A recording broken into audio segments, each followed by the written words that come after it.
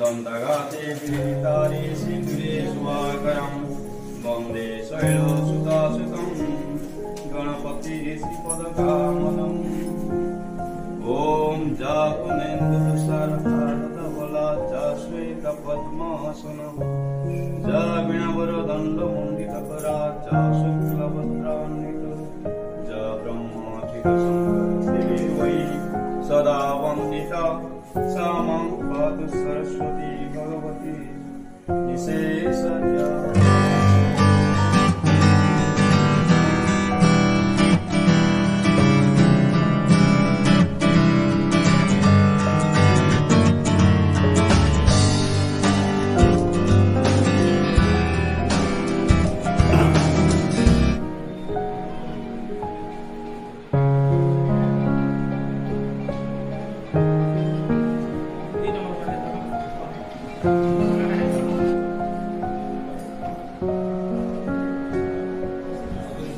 दौड़े यहाँ खेल रहे सबे सबे ऑब्जर्वेशन सबे करो बेंगो नहीं है ना बेंगो नहीं आया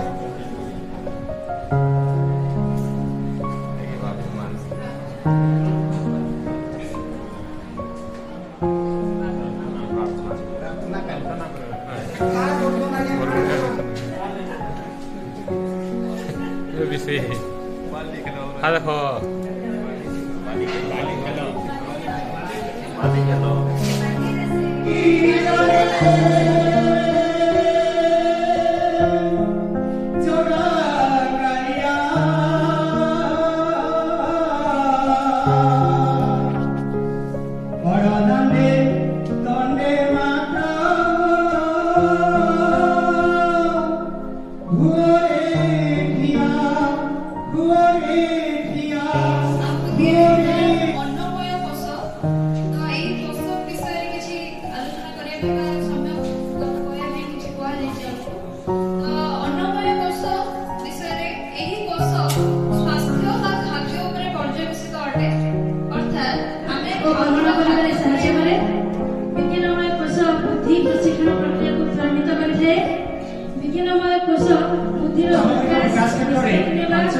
आवश्यक भूमिका रही जथा अन्नमय कोश प्राणमय कोश मनमय कोश विज्ञानमय कोश और आनंदमय कोश।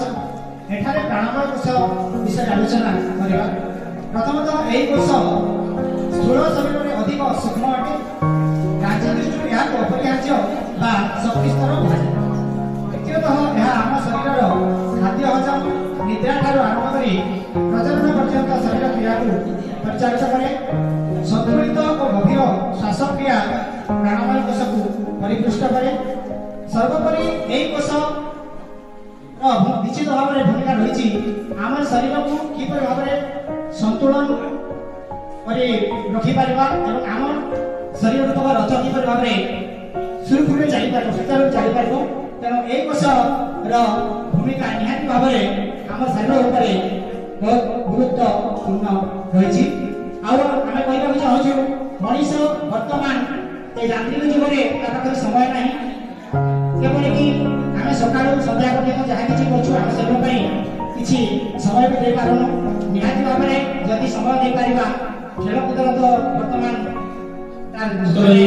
मनमय कोश चैतन्य स्तर। मनमय कोश प्राचीन भारतीय दार्शनिक चिंताधारा अनुसार मानव शरीर एक महत्वपूर्ण अंश जो मन भावना और अनुभूति संपृक्त। यह पंचकोश मध्य तृतीय कोश जहाँ मानसिक स्तर को प्रतिनिधित्व करे।